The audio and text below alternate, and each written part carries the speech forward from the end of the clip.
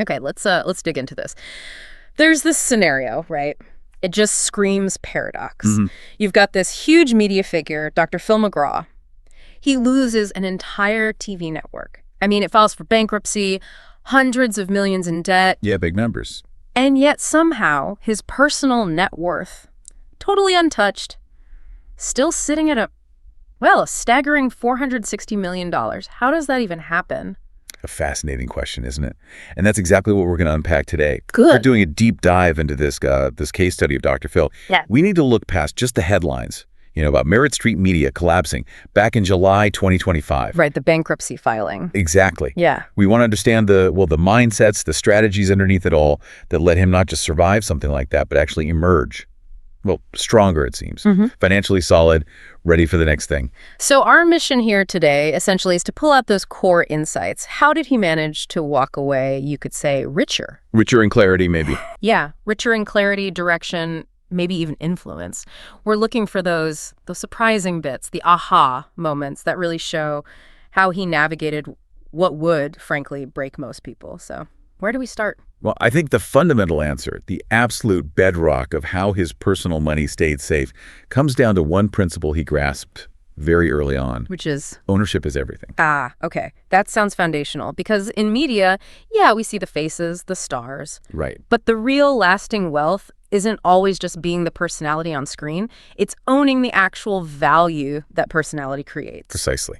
And you have to go way back to the early 2000s. Yeah. Think about when the Dr. Phil show was launching with Oprah's Harpo Productions. Okay. He made a decision then that was absolutely pivotal. He negotiated 100% ownership of his show's content. Wow, 100% from the jump. 100%. And that single move was the game changer. It wasn't just about getting a salary for hosting. Right. It wasn't just trading time for money. No. He built an asset. A machine that generated passive revenue every time an episode aired or streamed or got syndicated or even repackaged into spin-offs later on. So money was coming in whether he was actively working that day or not, even while he slept. Exactly. And the numbers show it. By 2005, his net income was already over $45 million. Fast forward to 2011, Forbes had him earning something like $80 million a year. $80 million a year. Yeah, top-tier TV money.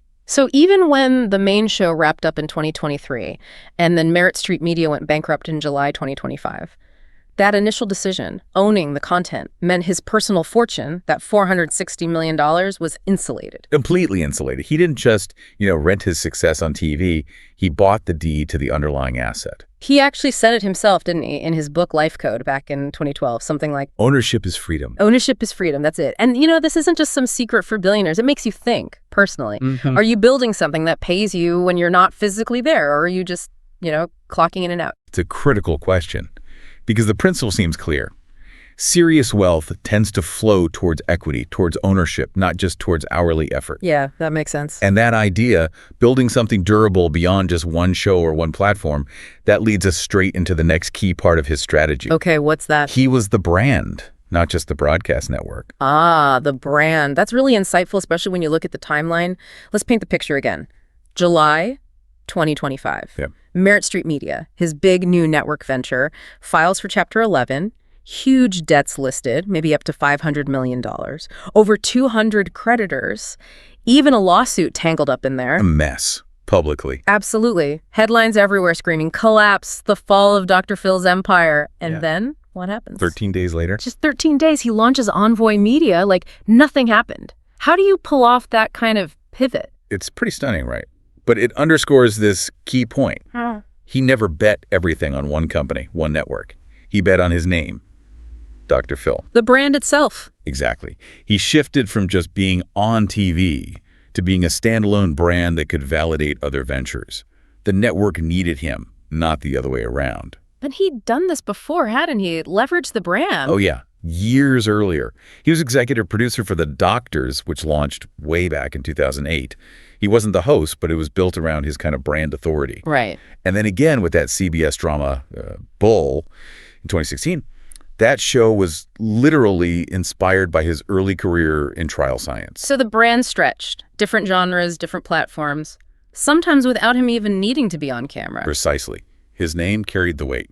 So when Merritt Street crumbled, it wasn't like his entire foundation disappeared. It was just maybe one part of the building. That's a good way to put it. The core asset, the Dr. Phil brand, was always intact and under his control. It reminds me of something he said, I think it was for Envoy Media launch stuff in 2025, something like that. I've always said, if you depend on one platform, you're already vulnerable. That's the one. And Envoy Media itself feels like proof of that thinking, right? It's designed differently. Very differently. It's lean, it's digital first, focused on citizen journalism, direct-to-audience stuff. It's built for how people actually consume information now in 2025, not 10 years ago. So he's not just bouncing back, he's actually evolving his whole model. He's reinventing. And that ability to reinvent, that almost calm response to a public crisis, ties right into the third piece. Which is? His crisis thinking. You have to remember, this is a psychologist under pressure. Okay, yeah. Because when Merritt Street filed, the backlash must have been intense. Oh, absolutely. Social media was buzzing. Critics were, writing the obituaries for his career, the fall of daytime TV's Last Titan, that kind of thing. Right. Easy headlines to write. Very easy. Huh. But instead of reacting emotionally or defensively even, Dr. Phil was incredibly strategic. And this wasn't just luck. It really goes back to his roots, his original training. Before he was even on TV. Way before. He started as a clinical psychologist, and not just any psychologist. He specialized in really high-stakes emotional situations. By the late 1980s, he testified as an expert witness in over 200 courtroom trials. 200 trials, so dealing with conflict, pressure, high stakes. That was his day job. That was his daily reality long before Oprah called.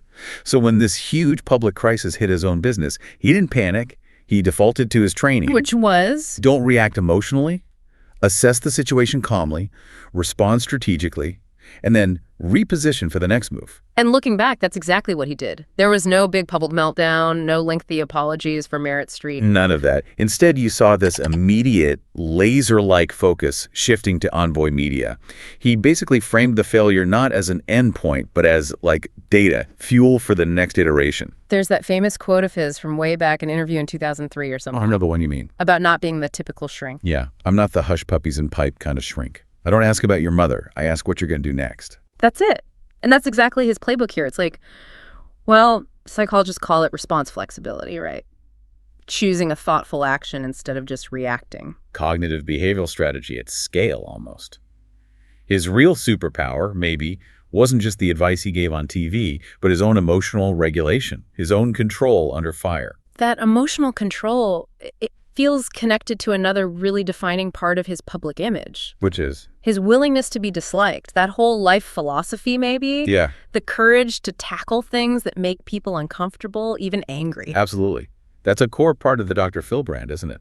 He never shied away from the really tough stuff. Mental illness, addiction, broken families. Topics that are guaranteed to stir up controversy. And they definitely did. You just have to look back at the Shelley Duvall episode in 2016. Oh, that was a huge firestorm. Major criticism. Right, from mental health organizations like NAMI, other celebrities like Mia Farrow, Vivian Kubrick. They accused him of exploiting her fragile state. The condemnation was widespread and very loud. And yet, what happened to the show? It kept going. The ratings didn't tank. Exactly. He acknowledged the criticism, but he didn't back down from his approach. He essentially doubled down on his mission, as he put it. He said something along the lines of, my job is to have the hard conversations. That no one else is willing to have. I'm not here to make you comfortable. I'm here to get people help. That was his stance. It reveals a really core belief, doesn't it? That he measures his success by perceived impact, not by popularity contests, not by applause. Precisely. And that mindset, that willingness to endure criticism for a perceived greater good, is vital for anyone in a leadership position, especially one so public. It's probably why he seemed so, fireproof when the Merritt Street news hit in 2025. The critics were saying it was the end, but he operates by a different metric. His legacy, in his mind, isn't about comfort. It's about confrontation that leads to clarity, even if it's an uncomfortable confrontation. He seems to have accepted early on that significant impact often attracts significant resistance. You can't always have both. Yeah, you can't please everyone if you're trying to actually change things or have difficult conversations. And that fearlessness, that focus on impact over approval, is what allowed him to think bigger than just a clinical practice. It fueled his, let's call it, power mindset. Okay. scaling psychology into a full-blown empire. Right, because most psychologists, they have their practice, maybe write a book.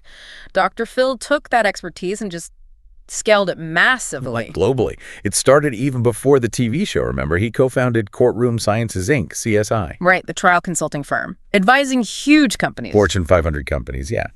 And then came that almost legendary connection with Oprah. The Amarillo beef trial in '96, it sounds like a movie plot point. It really does. But that relationship led to his regular appearances on her show, which was The Launchpad. The Dr. Phil show debuted in 2002, and within a year, boom, 6.5 million daily viewers. Huge numbers. But the real scaling, the empire building, was happening off camera too, wasn't it? That's the critical part. He wasn't just the talent. He became an executive producer. He was building the teams, negotiating the deals, and crucially, owning the content. Back to ownership again. Always back to ownership. And then he started replicating his success, helping launch The Doctors in 2008, then Bull on CBS in 2016. Shows he didn't star in, but conceptually they were extensions of his brand and expertise. And he had ownership stakes. By 2018, he was an EP on 4 different shows across 3 networks. That's serious behind-the-scenes influence. It fits with that quote of his, I think it was at TPE conference, about the spotlight. Yes. If you need the spotlight to feel powerful, then someone else controls the switch. Powerful line. And it explains why the Merit Street collapse wasn't fatal to his overall position. He still had these other assets. Content libraries he owned. Yeah. Intellectual property he controlled. Distribution leverage built up over decades from contracts signed way back when. It really drives home that lesson. Fame is temporary, maybe rented. But ownership, that's actual wealth. He got that distinction early. Deeply. Which brings us, really, to the final piece of the puzzle. How he played the long game. How he turned that public collapse into, essentially, a strategic comeback. Yeah, the speed was just incredible. For most people, a network bankruptcy is devastating. You'd expect retreat, damage control, maybe years out of the public eye. Right. But Dr. Phil, it was almost like the bankruptcy filing was the starting gun for his next race. Merit Street files on July 2nd, 2025. And by July 15th? Just 13 days later, he announces Envoy Media. That's not a panicked reaction. That's a plan being executed. So he must have been working on Envoy before Merit Street officially went under. Absolutely. That's a definition of long game thinking. He wasn't scrambling to pick up the pieces. He was already building the next thing. Reports indicated the new studio was already being built out. Talent like Steve Harvey was being lined up for Envoy's main show. Producers were being hired quietly. It fits with another quote from him around that time, something about legacy versus leverage. Yeah, I saw that one too. I'm not chasing legacy, I'm building leverage. That says it all, really. He saw the Merit Street failure not as a personal defeat, but as, market data. Exactly. Feedback telling him the old cable model was broken, or at least changing fast. The audience had moved. The platforms had shifted. And instead of fighting that tide, he pivoted. Hard. Faster than many established media giants, arguably. Straight into that digital-first, audience-driven, post-cable model with Envoy. So the ultimate lesson here isn't really about how to avoid failure, because clearly he didn't avoid it with Merit Street. No, not at all. It's about building the capacity, the reflex, to evolve from failure, to adapt. His real underlying investment wasn't just in networks or shows. It was in his own ability to process, learn, and move faster than the storm. So Dr. Phil McGraw, maybe he never claimed to be invincible. He wasn't always the most popular guy in the room. Definitely not. But looking at the situation now, Merit Street bankrupt, his reputation definitely tested, yet that $460 million personal fortune intact. It really shows that being unbreakable isn't some innate quality. It's a response you cultivate, a trained strategy. It's what happens when your identity isn't completely tied up in just one project or one platform or even one massive success. He could withstand the fall of Merit Street because his foundation wasn't built on that single entity. It was built on those core principles we talked about: ownership, brand strategy, that psychological resilience, clarity of purpose. Exactly. In a world that's often obsessed with the climb, with the rise to the top, maybe Dr. Phil's story teaches us more about how to effectively reset after a fall. And in a culture that seems addicted to validation, to likes and applause, he's a reminder that making a real impact sometimes means inviting resistance, not just praise. And maybe that's the deepest takeaway here. He doesn't ultimately win because he avoids ever failing. He wins because he has this incredible capacity to absorb failure, process it strategically, and then reinvent himself faster than the failure can stick to him or define him. So when we talk about wealth, maybe the first thing we should consider isn't the dollar amount. Maybe it's something more fundamental. Like the ability to still choose your next move, to still create something new, even when the thing you just built has crumbled. That feels like real power, real sovereignty. That's a powerful thought. So we want to leave you with this thought to reflect on. Maybe you haven't lost a TV network, right? But perhaps you've lost something significant that you poured yourself into. A business, maybe, or a creative project, a relationship, a dream. Something that felt like part of your identity. And then one day, it was gone, or it failed spectacularly. Think about that moment. The one that maybe should have broken you. It didn't. But did it? What core strength, what principle, what piece of you did you manage to carry through that collapse? When you can name that thing, your own unbreakable core, you might realize it was never really gone at all. It was just waiting for you to recognize it again.